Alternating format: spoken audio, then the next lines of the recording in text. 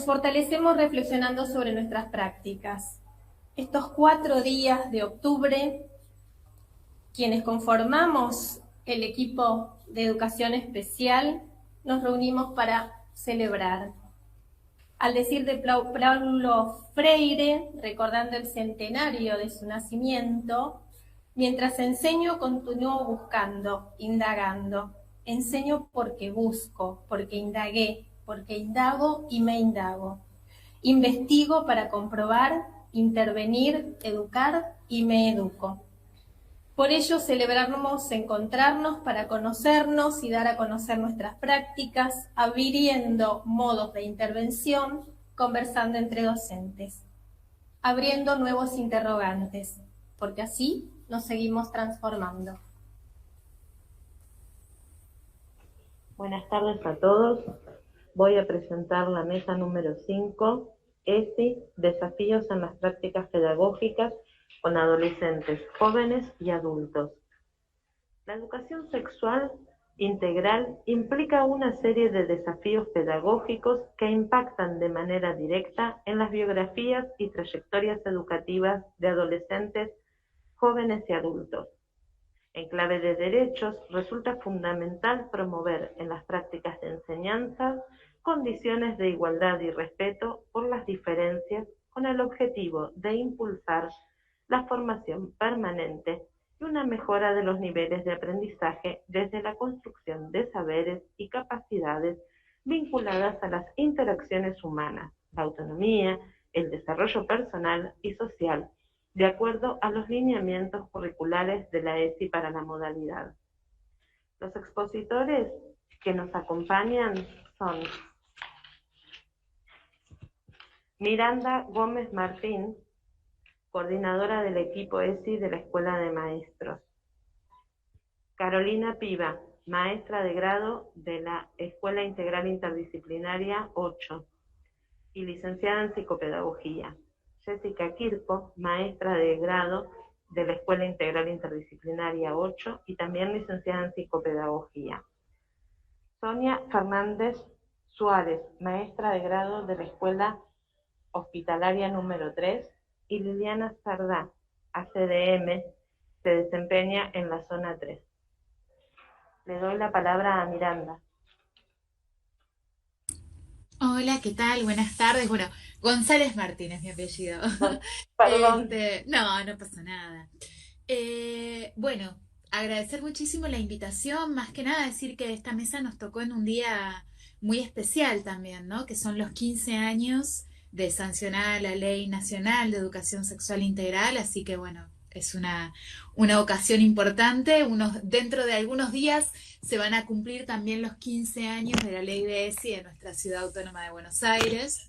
Así que tenerlo presente también para poder evaluar, ¿no? Si en estos 15 años pensamos que sucedió poco o mucho. Andrea, tenés el micrófono abierto. Se va a generar si pasó poco o mucho, ¿no? En relación a la ESI en este tiempo, también es importante tener presente esta fecha de los 15 años.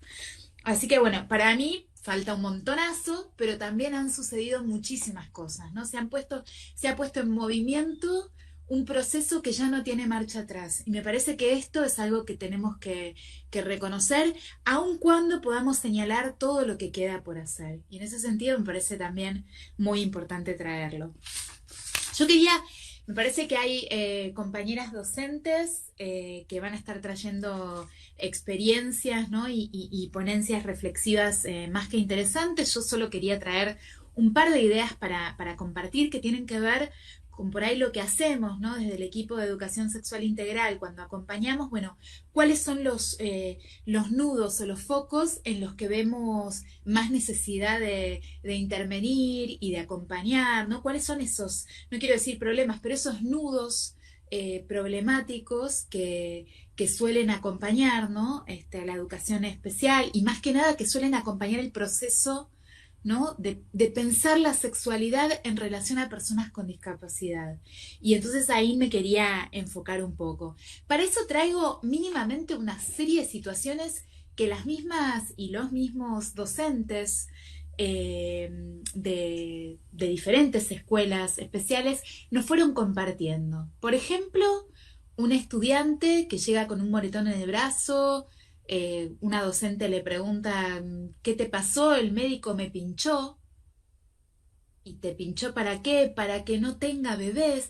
A la que le habían colocado un implante subdérmico sin contarle, ¿no? ¿De qué se trata un implante subdérmico? Sin preguntarle si quería o no que se le colocara un implante subdérmico. Escena. Otra escena que nos compartió en su momento una docente con una escuela domiciliaria. Un día de muchísimo calor en un hogar donde no solo estaba esta joven de 14 años con discapacidad y que se encontraba en silla de ruedas, sino también todos sus familiares, una joven, un día de muchísimo calor, y cuando llega la docente, la chica de 14 años estaba únicamente con un pañal puesto, cuando el resto de sus familiares, por más de que sufrían el mismo calor ese día, tenían ropa.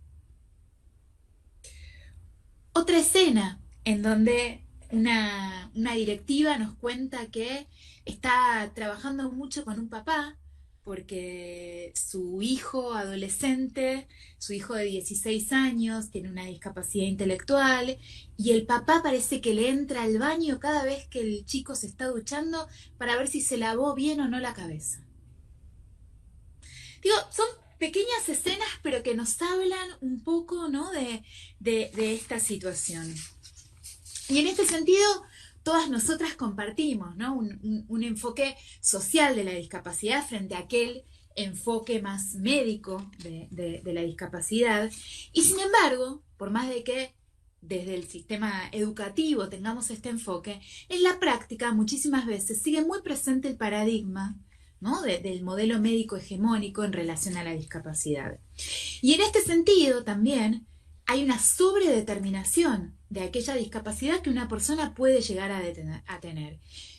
Así es presentada de alguna manera, no a través de las múltiples dimensiones que nos hacen a las personas, ¿no? Qué sé yo soy mujer y esa dimensión, por supuesto, que me atraviesa y que define un montón de inclusiones y exclusiones en la sociedad respecto de mi ser y de mis posibilidades. Pero no soy solo mujer, soy también antropóloga, soy docente, ¿no?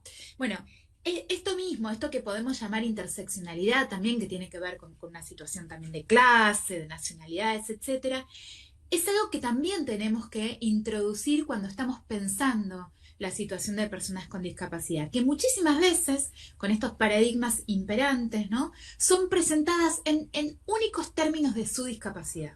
Entonces la persona, antes de mujer, antes de pertenencia a una determinada clase social, antes de determinadas preferencias o no en su vida, es ciega. Y esta es la característica que la sobredetermina. Entonces esto también es algo que tenemos que trabajar fuertemente y por más de que lo tenemos clarísimo en la letra, a veces también nos pasa desde el sistema educativo, ¿no?, de replicar algo de este sentido en nuestras prácticas. Hay, bueno, un Miguel López Melero, no sé si lo conocen, ¿no?, pero él propone pensar en 3 barreras que obstaculizan el pleno desarrollo de las personas con discapacidad, que me parece interesante que las recuperemos, ¿no? Unas barreras políticas que tienen que ver con las leyes, con las políticas públicas, etcétera. Barreras de orden cultural que van a tener que ver, ¿no?, con estas formas de categorizar y que tienen una fuerte relación con lo que consideramos y construimos como normal, como natural, y todos los mitos, ¿no?, que podemos construir en relación a eso. Y las barreras didácticas, ¿no?, que de alguna manera se superan a través del aprendizaje cooperativo. En las escuelas estas barreras nos tocan fuertemente, creo yo, y además nos toca, ¿no?, la responsabilidad de poder ir construyendo medios para superarlas, nos toca doblemente, y toca doblemente también en el caso del área especial. Primero porque en las escuelas, sobre todo, aunque no solo, trabajamos con población infantil, adolescente, jóvenes, ¿no? Y en este sentido los derechos de niñas, niños y adolescentes son para nosotras y nosotros una responsabilidad primera como escuela, somos parte de esa red de protección. Y segundo también, porque estamos también desde la modalidad y en general desde todo el sistema educativo, tenemos que también ser un medio de garantía de los derechos de las personas con discapacidad. Y en este sentido, ¿no? Si bien tenemos en nuestra meta y nuestro horizonte estos dos escenarios de derechos por los cuales tenemos que trabajar, también tenemos un paradigma que no termina de resolverse ni de irse, que es un paradigma que entiende, por un lado, a las infancias y adolescencias, pero también a las personas con discapacidad en una situación de incapacidad y no termina de leerlas como los sujetos y las sujetos plenos de derecho que son, ¿no? Y en ese sentido, en la modalidad especial tenemos un solapamiento muchas veces, ¿no? De este sentido, de este paradigma de la incapacidad. Inclusive cuando pensamos, ¿no? en estas barreras más de orden político. Tenemos en la Argentina, bueno, adherimos a la Convención de Derechos de Personas con Discapacidad, tenemos leyes propias, tenemos políticas públicas, tenemos normativas jurisdiccionales, ¿no es cierto? Que en la letra al menos favorecen muchísimo la equidad y la inclusión. Sin embargo, la traba muchas veces para estas políticas, ¿no? para estas normativas, para estos derechos en concreto, tiene que ver con el segundo orden de nuestras barreras, con nuestras barreras culturales. Unas barreras que construyen toda una serie de mitos en relación a la sexualidad y en relación a los derechos, en donde tenemos que colocar fuertemente nuestra mirada. Cuando pensamos desde la sociedad, ¿no? En general y particularmente desde la escuela, estas barreras culturales, yo creo que hay una primera barrera y un primer mito que no tiene que ver con las personas con discapacidad o sin discapacidad, digamos, que tiene que ver en general un mito en relación a la sexualidad. Y este gran mito es la idea de que existiría alguna forma de sexualidad humana natural o normal. Yo creo que este es el gran mito que tenemos que derribar. Y la ESI me parece que colabora un montón para empezar, ¿no? De a poco a trabajar por derribar ese mito. Un mito que construye la idea de una sexualidad adultocéntrica, pero también coitocéntrica, ¿no? Pensada siempre en ese tipo de relación heterosexual, penetrativa, como si esa fuera la única posible, la única deseable, la única lícita, ¿no? Y todo lo que queda por fuera de esta forma de sexualidad cae en un lugar de lo abyecto, o inclusive de lo obsceno, de lo asqueroso, ¿no? Hay un tabú en relación a esto.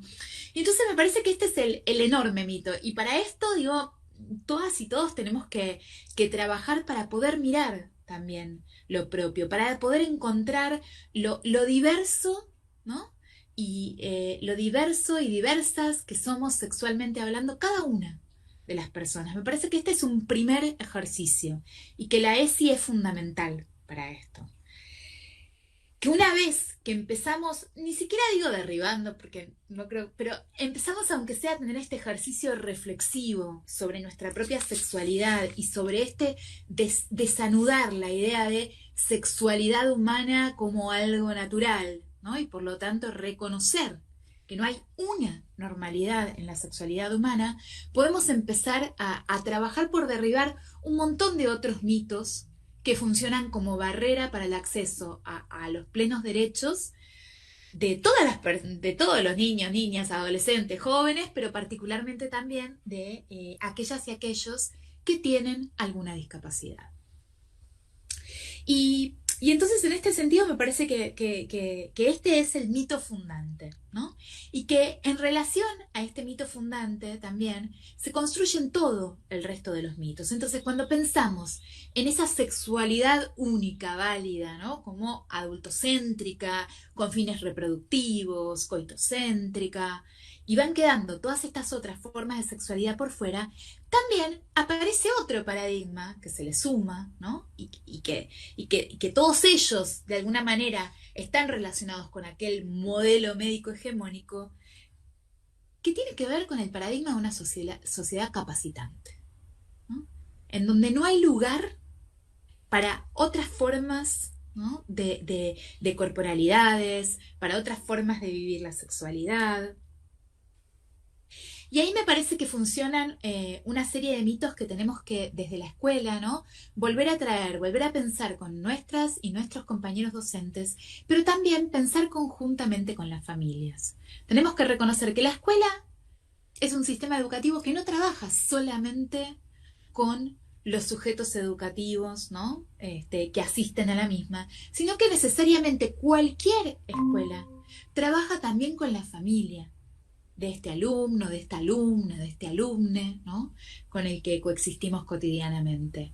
Y que tenemos que trabajar también educativamente con esa familia. La ESI tiene una serie de artículos que refieren al trabajo que debemos realizar con la familia. Un trabajo reflexivo, un trabajo informativo, pero también un trabajo formativo. Un trabajo donde invitamos a reflexionar sobre estos puntos. Algunos de los mitos, que no me voy a detener en esto, ¿no? Pero digo, los mitos más fuertes que van apareciendo en relación a la sexualidad y las personas con discapacidad, yo creo que uno de los más fuertes de estos tiene que ver justamente con la idea de que una persona con discapacidad no solo no puede ser deseada sobre todas las cosas, ¿no? Más allá de, porque no puede ser deseante, hasta podríamos pensarlo, pero esta idea de no es deseada. Una persona con discapacidad no es deseada, no puede ser deseada. Yo creo que ese es un mito que también nos atraviesa, que aunque de la boca para afuera digamos otra cosa, nos cruza, ¿no? Y sobre esto tenemos que trabajar también enormemente. Creo que otro mito también muy fuerte que aparece es la idea de una sexualidad o sobrepronunciada o inexistente, ¿no? Esto que se suele solucionar de alguna manera con la dicotomía entre la hipersexualidad o el angelito, ¿no? Esta presentación sin sexualidad, la asexualidad o la hipersexualidad.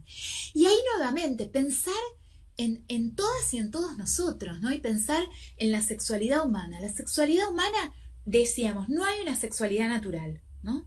Puesto que no hay una sexualidad natural, la sexualidad humana y las normas, ¿no? que cada cultura y cada tiempo histórico nos propone para vivir la sexualidad, se aprenden.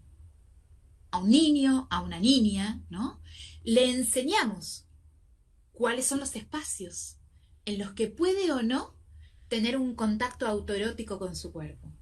Digo, cualquiera que ha pasado por un jardín de infantes sabe que en sala de 3 esto todavía no está terminado de resolver, ¿no es cierto? Entonces, esto se enseña, esto es algo que se produce, se acompaña. Cada cultura, cada sociedad tiene sus lugares de intimidad, de no intimidad. Estos son construcciones, por supuesto, culturales e históricas. Ahora, estas mismas se enseñan cuando formamos, ¿no? Cuando socializamos sexualmente a los niños y a las niñas para participar culturalmente.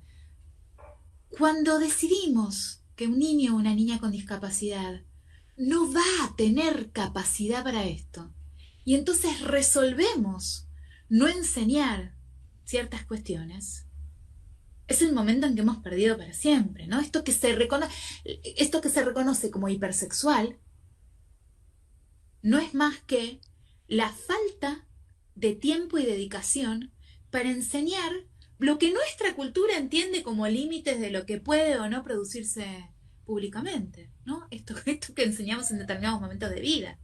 Entonces, digo, ahí hay una cosa gravísima, porque estamos ya decidiendo qué es lo que una persona va a poder o no aprender, ¿no?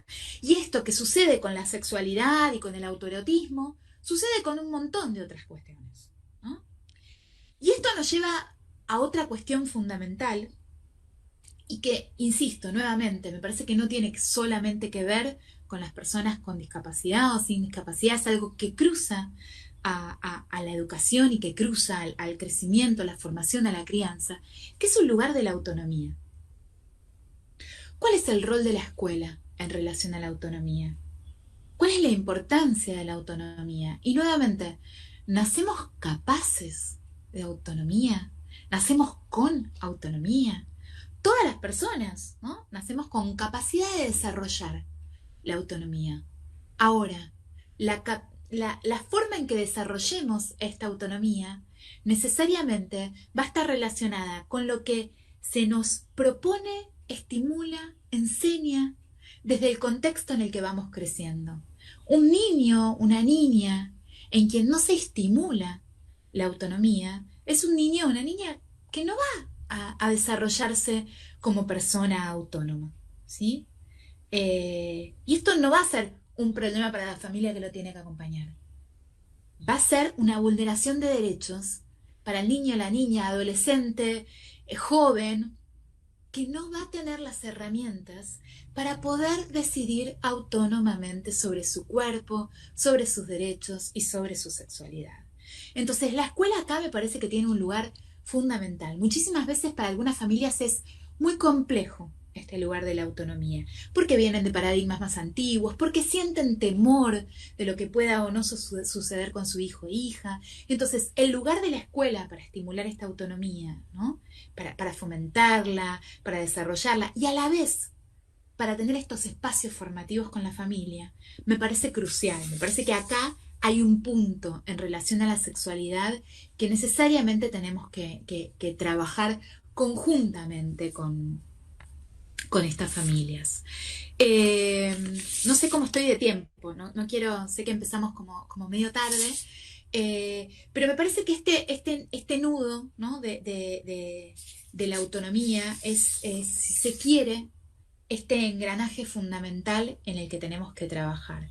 Cuando estamos pensando en el lugar de la capacidad de ejercer nuestros propios derechos, de exigir nuestros derechos, nos tenemos que parar desde ese lugar. Y que este lugar de la autonomía, ¿no? Supone derribar muchísimos mitos, supone también un lugar muy difícil, mucho más difícil que simplemente hacer por el otro o la otra todo lo que se necesite, todo el tiempo que podamos. Porque la autonomía implica, por ejemplo, estar allí, ¿no? Porque la otra, cuando está aprendiendo a caminar, se va a caer. Vamos a estar allí para sostenerla, para consolarla cuando algo no sale. Vamos a hacer ese sostén, esa contención. Y eso es lo que, digo, cuando hablamos de autonomía, eso es también lo que no puede faltar. Muchas veces, ¿no? Podemos pensarlo también como un sistema de apoyo. Este sistema de apoyo del que tanto hablamos no es sino esto, de una cierta manera. Es poder contar, ¿no? Con este apoyo, con esta contención, con este sostén, que va a ser el reaseguro de que yo puedo desarrollarme autónomamente sin caer en el vacío. Me parece que estas cuestiones también son fundamentales para que sigamos trabajando y fortaleciendo, ¿no? Que cuando pensamos ESI, no solo vamos a estar pensando en aquellos contenidos que más directa o rápidamente asociemos, ¿no? A la sexualidad, como la genitalidad, como qué sé yo, la prevención de los embarazos, ¿no? Cuestiones por el estilo, sino que fundamentalmente tenemos que trabajar sobre estos otros nudos, ¿no? Que son la verdadera barrera para que podamos tener un desarrollo pleno y sobre todo una capacidad para exigir estos derechos. Las personas con discapacidad no pueden no tener recursos materiales y simbólicos que les vuelvan personas capaces de exigir sus propios derechos, ¿no? Y yo creo que ahí el trabajo de la escuela es fundamental. La escuela, para toda la población que asiste, tenga o no discapacidad, es el primer espacio en donde somos reconocidas y reconocidos, no como humanos, no como sujetos, como ciudadanas y ciudadanos. La escuela tiene allí, ¿no? ese rol fundamental de estimular esta capacidad. La escuela tiene la oportunidad, que no tienen necesariamente la familia, de ponernos a todas y a todos a disposición diferentes opciones, diferentes espacios de experimentación, diferentes propuestas, diferentes puntos de vista, que son aquellos que nos van a poder permitir formar una opinión propia, los que nos van a poder permitir llegar a preferir, ¿no? A veces llegamos a la escuela a momentos en que una adolescente de 18 años, ¿no?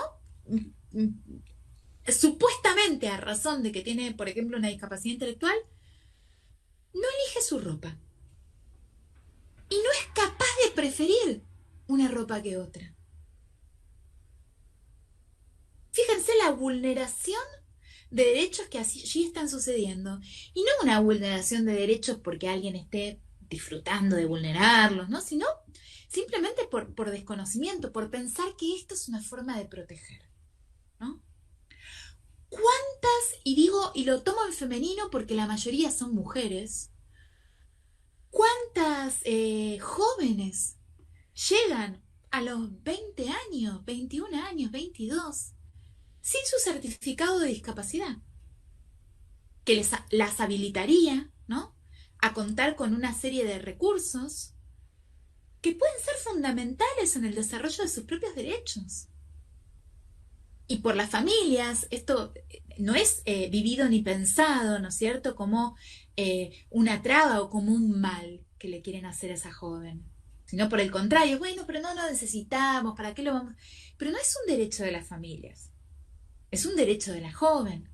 Entonces, cuando empezamos a poder trabajar, me parece, derribando o empezando a deconstruir estos dos enormes mitos en relación a una supuesta sexualidad natural y en relación a la imposibilidad de la autonomía de una persona porque tiene, no porque es, porque tiene una discapacidad, me parece que es un motor y es un combo que tiene que estar presente como base cuando pensamos el trabajo con la ESI en toda la educación, pero sobre todo, ¿no?, en el área de especial. Me callo porque me parece que estamos en tiempo, ¿no?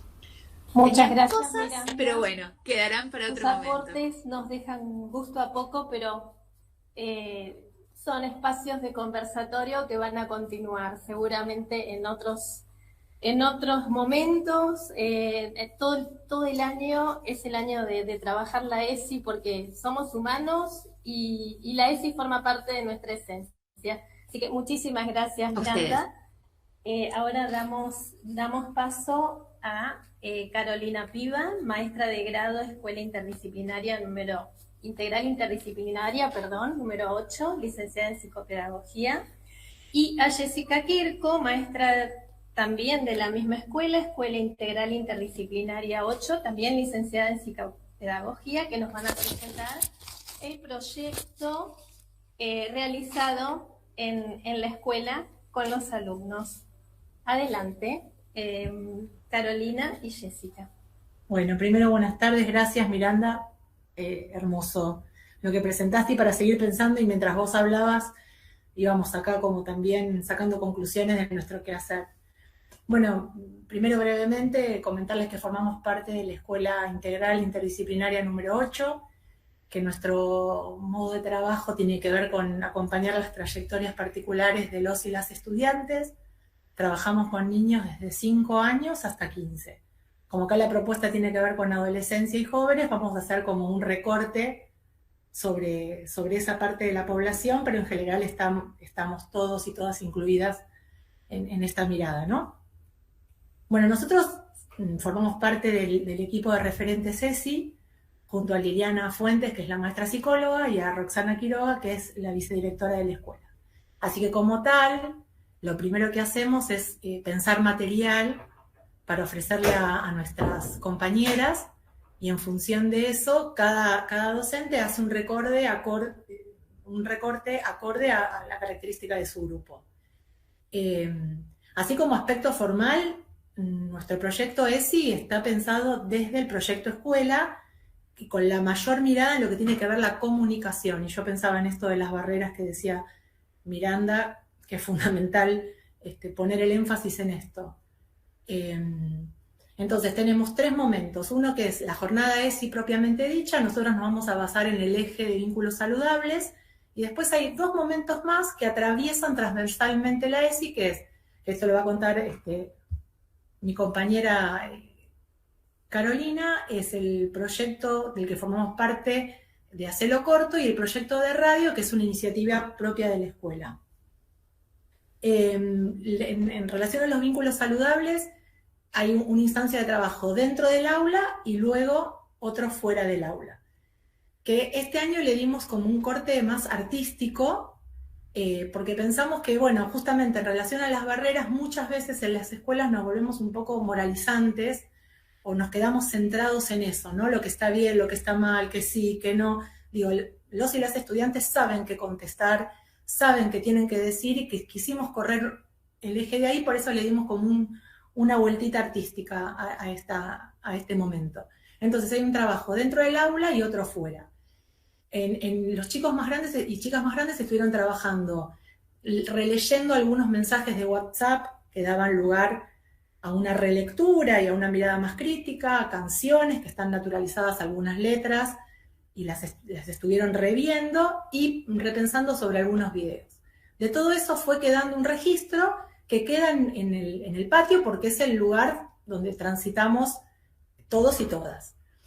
Luego, en la jornada propiamente dicha, compartimos algunos recortes de situaciones conflictivas, abriendo debate y problematizando fundamentalmente por esto que nombraba yo, ¿no? Digo, todos y todas saben qué deben hacer y qué no, y otra característica es que siempre solemos ubicarnos como víctimas de la escena y nunca estamos en el otro lugar. Entonces, como es tan así en relación a los vínculos, podemos estar en varios lugares al mismo tiempo y está bueno reflexionar sobre eso.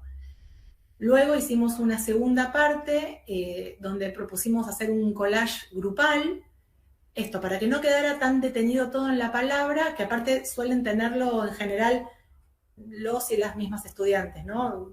Entonces para que quedara como una cosa más, más del quehacer del grupo y algo más en relación a cómo quedó atravesado eso que venimos trabajando en una imagen artística por ahí más contundente, que aparte también queda expuesta en el patio y va y viene y quedaron ahí los carteles de ESI, las imágenes nos acompañan durante todo el año y van marcando el devenir de este proyecto. Y el último momento tuvo que ver con armar una escultura con los propios cuerpos que diera cuenta de lo trabajado y de qué había quedado como registro de los vínculos saludables. Y también es como una impronta un poco más fuerte y certera, porque aparte queda en imagen aquello que quedó marcado en el cuerpo. Bueno, simplemente es eso. Lo que tenía que ver con la jornada propiamente dicha tuvo que ver con una impronta desde lo artístico, con el encuadre formal del proyecto escuela, con momentos para pensar, la planificación, que por supuesto va variando de acuerdo al devenir cotidiano, porque digo, en los momentos más informales también surgen cuestiones que tomamos para volver a replantearnos aquello que estaba tan prolijamente diseñado y armado en una planificación, que en el devenir cotidiano nos va dando la posibilidad de pensar otras cosas. Y bueno, es un trabajo sumamente interdisciplinario y con todos los actores de la institución, desde la conducción hasta todas y todos los compañeros. Yo por mi parte, así de rápido y breve, así le doy paso, como habíamos acordado, a mi compañera Caro Piva. Bueno, hola, buenas tardes. Bueno, yo quería contarles en la jornada de hoy, gracias por invitarnos, cómo trabajamos en nuestra escuela con dos proyectos que tenemos, uno desde el año pasado y otro en el que estamos invitados, que tiene que ver con Hacelo Corto, que es un proyecto de medios en la escuela del gobierno de la Ciudad de Buenos Aires, que participamos desde el 2014. Con respecto a la radio surge en nuestra escuela el año pasado, en el 2020, año pandémico, un año muy particular, en el que nos vimos en la necesidad de repensar la manera de vincularnos, de entrar en contacto los unos con los otros, porque nos vimos en la necesidad de tener que aislarnos para poder cuidarnos y poder cuidar la salud de todos y de todas. Entonces, el año pasado, las referentes de ESI cuando nos tocaron las instancias de jornadas y cuando teníamos que pensar el cotidiano de cómo ir trabajando con la ESI, nos pareció que era oportuno la posibilidad de crear una radio escolar. Así que, bueno, en función de la primer jornada del año pasado de ESI, que tuvo que ver con, nosotros elegimos la temática de intimidad, tiempos y espacios para todos y para todas y cada uno, ahí sacamos nuestro primer programa de radio, que se llamó Los chicos y las chicas se siguen escuchando. En esas emisiones de radio, que la verdad que tuvimos tanta producción por parte de los estudiantes que pudimos hacer más de un programa, había distintos bloques de la radio en donde lo que hacían los chicos y las chicas de la institución era poder pensarse un poco cómo estaban atravesando esta situación de necesario aislamiento, con quiénes y de qué manera se estaban vinculando, y poder pensar en la radio como un espacio en donde lo común, lo comunitario, lo de uno y lo de todos siguiera circulando, en donde la palabra, a pesar de tener que estar aislados, pudiera seguir circulando en la institución. Este año, que es un año que también sigue siendo un año muy particular y muy duro en muchos sentidos, pero que bueno, por suerte la situación pandémica ha cambiado y el modo de vincularnos se ha podido dar vuelta de alguna manera y repensar, consideramos que seguir con la radio era como muy valioso. Así que repensamos la manera de hacer radio este año y nos parecía que podíamos seguir con este espacio construido. Como se reconsideró la radio este año, se llama Calle 8. Esto fue a elección de los estudiantes más grandes de nuestra escuela, porque el primer programa de radio de este año fue armado por los estudiantes del grupo de egresados, el grupo más grande que tiene la escuela. Este proyecto de radio este año está coordinado por la maestra fonoaudióloga Viviana Rivero y también trabajando interdisciplinariamente muy fuerte, bueno, con la docente Julieta Blanco, que es la maestra que coordina el grupo de egresados, y siempre acompañadas y ayudadas por la facilitadora de INTEC, Mónica Curimá, que bueno, ella es quien nos va acompañando todos los maestros y maestras de la escuela en todo lo que tenga que ver con medios y con el uso de tecnologías en la escuela. Así que este año ya se han elaborado 2 emisiones de radio, una que estuvo absolutamente a cargo de los estudiantes egresados, en el otro no, la radio se abrió para todos los chicos de la escuela. Ahora vamos a tener brevemente, en poco tiempo, un tercer programa de radio, en donde nuevamente la radio está armada y elaborada, diseñada, grabada, todo por los estudiantes más grandes, y el proyecto es cerrar el año escolar con un último programa de radio en el que nuevamente estarían participando todos los estudiantes de la escuela.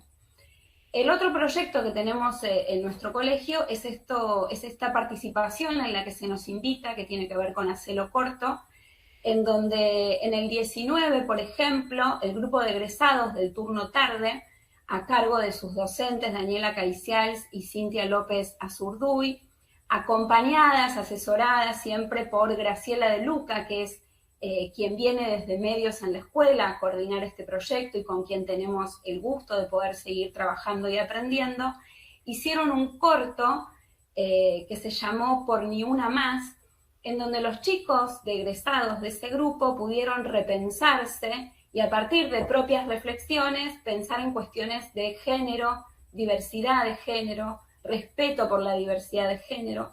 Fue un corto muy interesante, un corto en el que además los chicos se animaron a grabarse hacia un estilo documental en el que ellos grababan sus reflexiones, sus preguntas, sus repreguntas, y podían dar cuenta de cómo se iban pensando cada uno en sí mismo y cada uno con los otros, y en esto de cómo se van construyendo socialmente. Ese corto tuvo la suerte de ganar una mención y fue presentado en el Teatro General San Martín. Y bueno, este año, en este proyecto, los 2 grupos más grandes de la escuela, tanto el del turno mañana como el del turno tarde, coordinado por sus docentes y también por Graciela, están terminando todo lo que tiene que ver con la elaboración de 2 cortos que prontamente se van a estrenar. Uno tiene que ver con cuestiones también de género y de respeto por la diversidad de género. El otro es un corto que funciona algo así como una especie de diario, una especie como si fuera de diario íntimo audiovisual, en donde los chicos pueden dar cuenta de las características que tienen los adolescentes y los jóvenes que viven en nuestro país. Es un corto que además va a participar y se va a cruzar con cortos de chicos de otras provincias de nuestro país y con chicos de otros países de Latinoamérica, en donde ahí van a dar cuenta de otros modos de vivir las adolescencias en función de la cultura en el que cada uno esté inmerso. Y bueno, estos cortos ya prontamente van a entrar en lo que es la fase de edición, ¿no? Estaríamos terminando con la parte de grabación y ya pronto entramos en la parte de edición. Los chicos participan en el armado de los cortos, desde la elección de la temática, el armado del guión, la grabación, la edición, la elección de sonido, todos los detalles que hacen a un corto audiovisual, y bueno, lo estaríamos presentando prontamente. Así que bueno, estos son espacios que tenemos construidos en la escuela y que queríamos compartir con ustedes para contarles un poco, bueno, cómo es que trabajan los chicos y chicas en la EI8 con respecto Muchísimas gracias, a la ICI. Jessica y Carolina, por los aportes, por el trabajo, por la producción. Y ahora damos paso a Liliana Sardá, asistente celador para discapacitados motores, que se desempeña en la zona 3, y el proyecto que nos presenta está relacionado a la producción en la escuela, en escuelas de adolescentes y adultos. Adelante, Liliana, por favor, te escuchamos. Gracias, ¿qué tal? Yo lo que les voy a contar ahora a grandes rasgos es cómo abordamos la ESI y los vínculos saludables desde ACDM.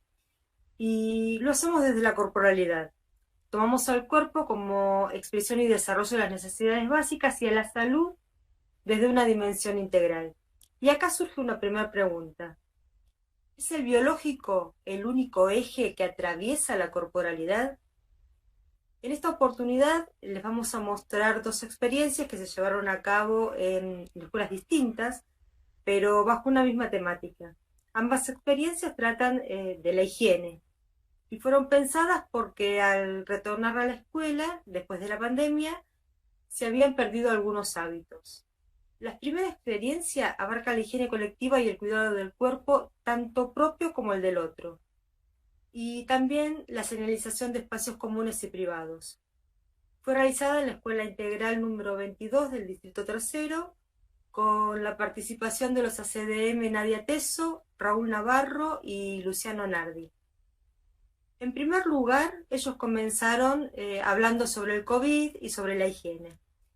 Luego, para favorecer el diálogo con los diferentes grupos, realizaron una serie de preguntas, tales como si observaron algunos de los indicadores sobre cuidado, prevención e higiene dentro de la escuela, si llevaban su propia botella de agua, si tenían bolsa de higiene y qué es lo que tenía dentro esa bolsa de higiene, cómo utilizan el barbijo, si chequean o no que haya otra persona dentro del baño cuando están por ingresar, y si se higienizan más ahora que antes de la pandemia y por qué. Aclaro que siempre pusieron el énfasis y la importancia de las respuestas de los chicos y de los jóvenes a partir de los saberes previos, ¿no? Luego de un primer intercambio realizaron un video con el resto de la escuela, con la opinión de los jóvenes y de las jóvenes que quisieron participar.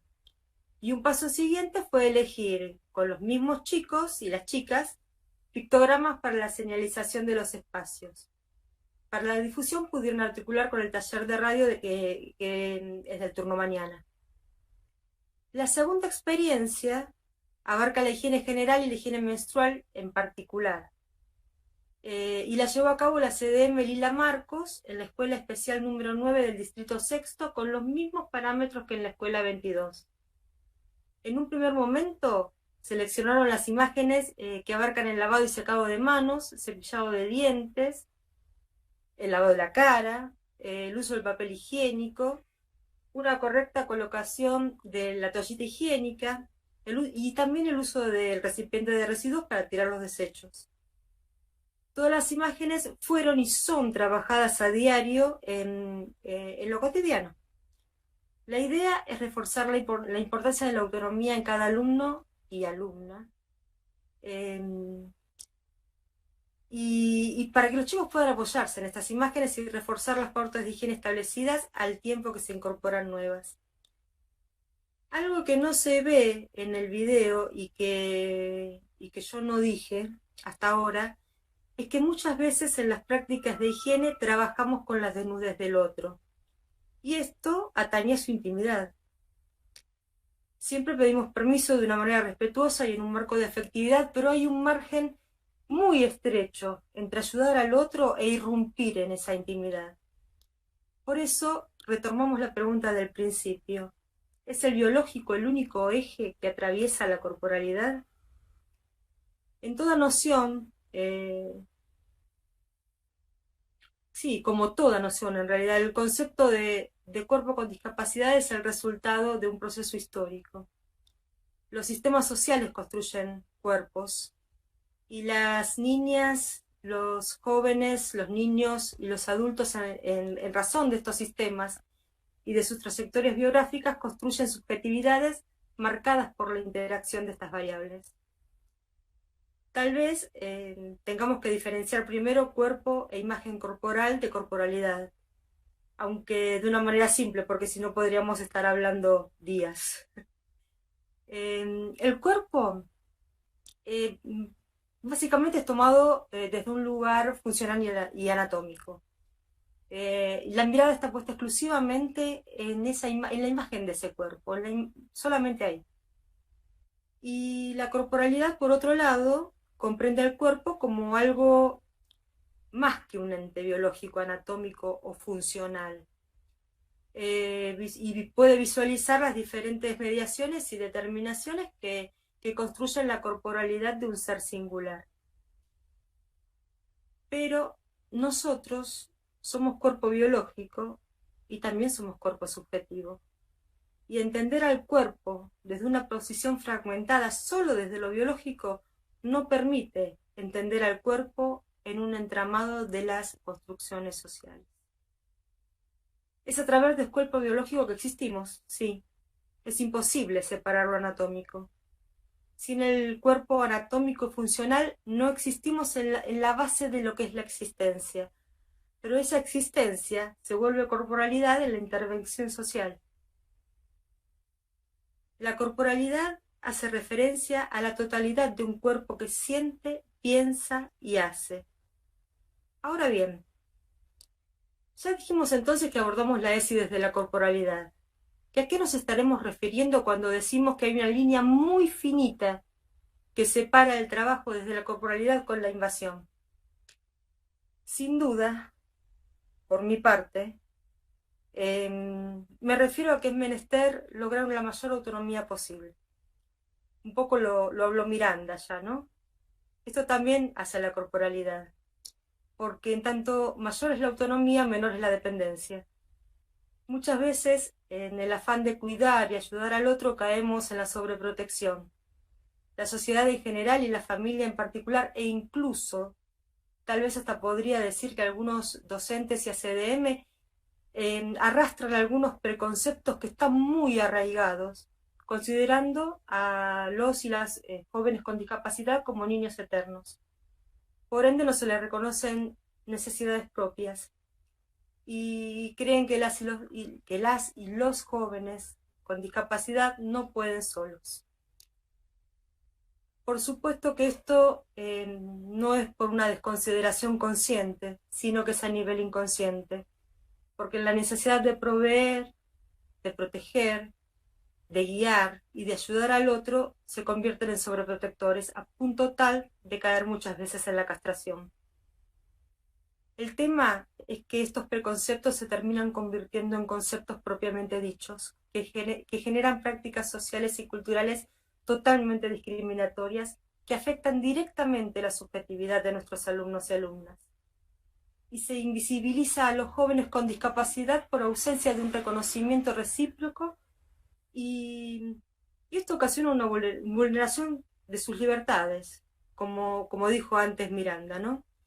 Por ende, esto no se pueden constituir como sujetos autónomos, porque justamente es a partir de la relación que tenemos con el otro es como pueden ellos constituirse como y nosotros, ¿no? Como sujetos autónomos. Para terminar, me Muy bien. gustaría leerles. Sí, ¿Puedo es leerles que algo? estamos con el tiempo justito porque una tenemos frasecita muy chiquitita que resume un todo lo trabajo que más. dije. Bueno, está. Bueno, lee la frase y cerramos ahí. Dale, Es muy Lili. chiquitita que resume absolutamente Dale. todo. Genial. La ESI es la posibilidad que tenemos niños, niñas, jóvenes y adultos con o sin discapacidad de poder decidir, conocer y cuidar el propio cuerpo y el del otro, trabajando desde la base de la afectividad, el respeto por la autonomía y la diversidad, pero por sobre todo, el poder transitar una vida libre de violencia, prejuicios y estereotipos, creando relaciones más justas y hasta podríamos agregar igualitarias. Muchísimas gracias, Liliana. Muy interesante la propuesta. Vamos a pasar ahora al trabajo que procede de la Escuela Hospitalaria número 3 y la disertante Sonia Fernández Suárez. Adelante, Sonia. Hola, buenas tardes a todos. Y bueno, les voy a contar, yo soy maestra de grado de la Escuela Hospitalaria 3, les voy a contar más o menos cómo es el trabajo ahí en el hospital. Nosotros, los docentes hospitalarios, trabajamos con los alumnos y alumnas en pie de cama, dentro de la habitación. Bueno, generalmente tenemos un corto periodo de tiempo para trabajar con ellos, muy poquito. Algunas veces los chicos permanecen poquitos días, 2 o 3 días, otras veces un mediano plazo, pero y otros de larga permanencia, pero son los menos. Entonces, bueno, es poco tiempo que podemos trabajar y aprovecharlo con ellos. Es importante destacar también que trabajamos con ellos que están atravesando una situación de enfermedad, y también están presentes las familias. Damos clases a los chicos, pero también pueden intervenir y se aprovecha también el trabajo con ellos. Y bueno, muchas veces nos encontramos en muchas escenas en las que nuestro trabajo es interrumpido por los enfermeros o médicos que vienen a hacerles diferentes intervenciones o rehabilitaciones. Y bueno, generalmente tenemos este tipo de situaciones y también nos ayuda también en determinadas ocasiones a aprovechar ese momentito para trabajar todo lo que es la educación sexual, porque muchas veces empiezan a llorar o tienen sentimientos de angustia, quieren seguir trabajando con los docentes, pero se ven imposibilitados por esta situación. Y bueno, también cuando se puede, se trata de hablar con los chicos y escucharlos, de frenar un poco nuestra tarea y detenernos a preguntarles, a escuchar qué sienten, qué les pasa con eso que les están haciendo, porque ellos necesitan también decir que les duele algo, que no quieren que les hagan determinada cosa. Y bueno, también ahí podemos intervenir y aprovechar ese momentito. Entonces, bueno, nuestro modo de trabajar generalmente es así, ¿no? Y bueno, nuestra propuesta en el nivel primario, bueno, tenemos lo que trabajamos también en la jornada de ESI junto a mis compañeros, generalmente son propuestas con lecturas de historia.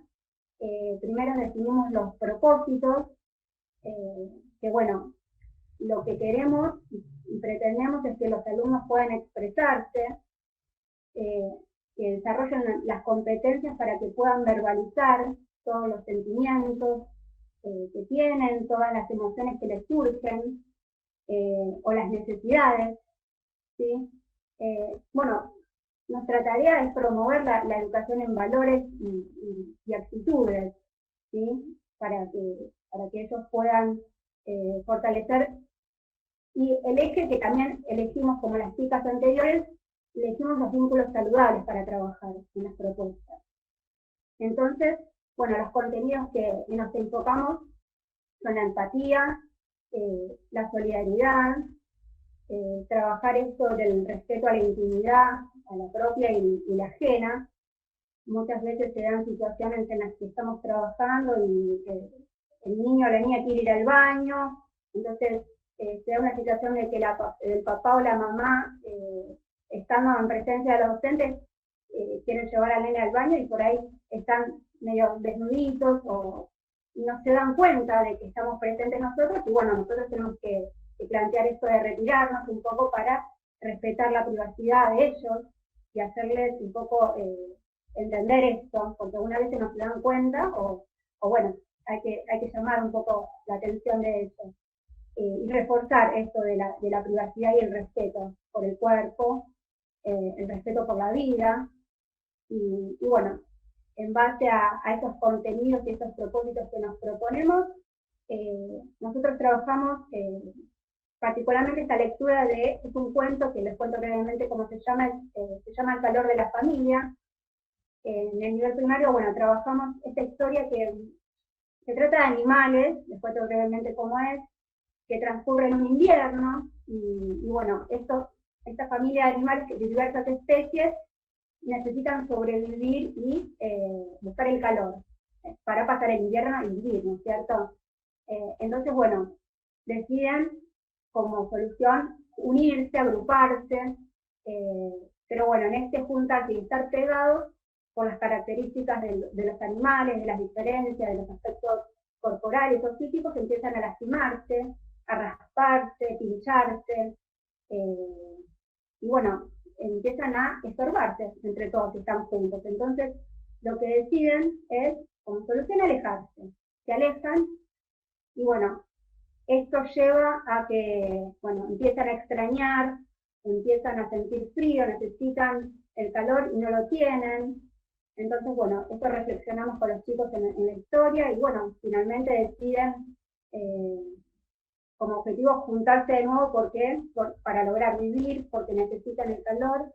Pero ¿qué pasa? La conclusión que se llega es que tengo que respetar las diferencias del otro, lo que un poco me lastima, pero bueno, es aprender a convivir, la convivencia, y bueno, para lograr un objetivo y seguir viviendo. Esta es un poco de lo que trata la historia que contamos con los chicos y reflexionamos.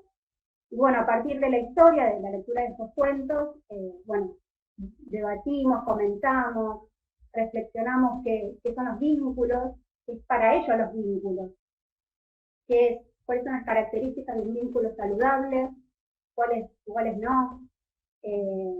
Bueno, y a ver, en un primer momento de la historia, ¿por qué eligen determinada opción? ¿Qué logran con eso?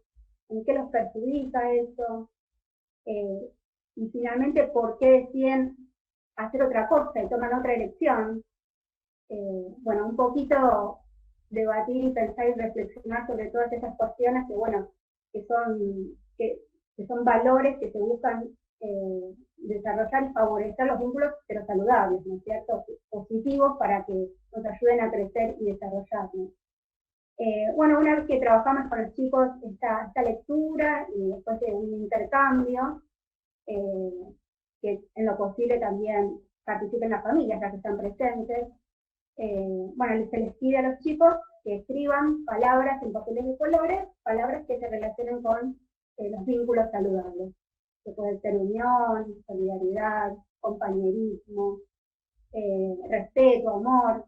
Y bueno, se les pide que escriban eso, y bueno, se los puede poner en una botella, que le llamamos botella mágica, o puede ser otro elemento, una caja, una bolsa, y que ellos elijan a una persona a quien entregarle esta palabra, y bueno, para así conformar una red.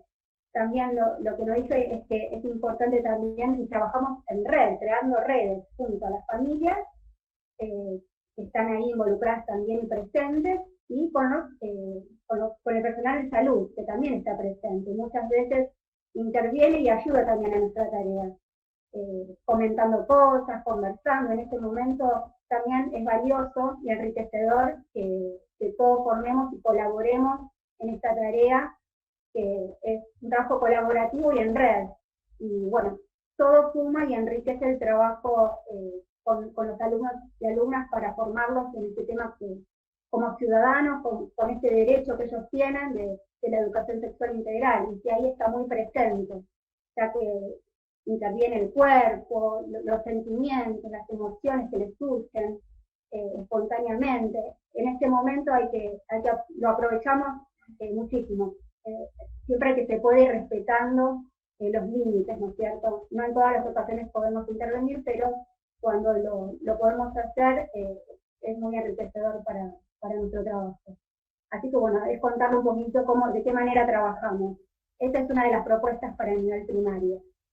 Así que bueno, nada más. Hola, ¿se escucha ahí? Ahí vamos. Retomamos entonces.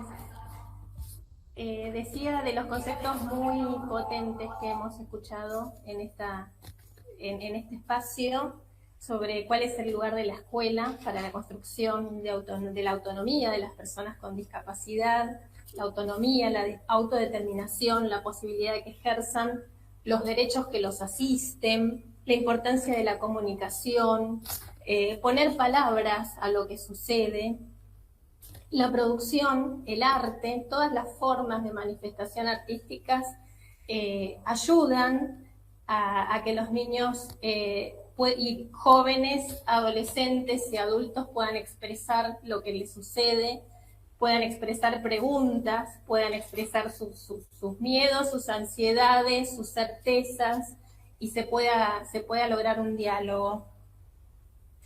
Es importante, dijeron en la mesa, problematizar, pensar, repensar.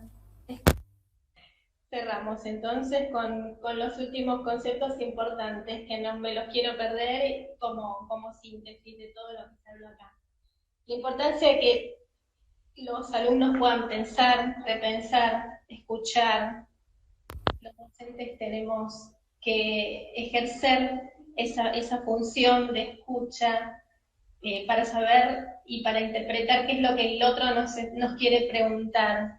La importancia del cuidado del cuerpo, la salud vista desde una dimensión integral, la importancia de pedir permiso al trabajar con la intimidad del otro, el lugar de la palabra y su expresión en sus múltiples formas. Y finalmente, la función de la escuela, promover una educación en valores, con el respeto a la diversidad y con espacios de convivencia con lo más saludables posible, estableciendo vínculos saludables como el eje lo marca. Ahora les damos un espacio al auditorio para que pueda hacer las preguntas que considere pertinentes, y a las 15:30 finaliza el encuentro. Desde ya les agradecemos a todos la participación, el tiempo, el compromiso, el respeto, y nos abren a muchísimas preguntas más. Para eso está la escuela, para seguir trabajando todos los interrogantes que van surgiendo. Muchas gracias a todos desde ya. Entonces, damos por finalizado el encuentro. Volvemos con Andrea a agradecerles a todos su participación, a las instituciones por haber permitido todo este tiempo que demanda una producción. Y a Miranda por la deferencia de habernos acompañado y de haberla disfrutado. Muchas gracias a todos. Muchas gracias y nos vemos pronto. Gracias. Gracias. Chao. Saludos. Adiós. Gracias.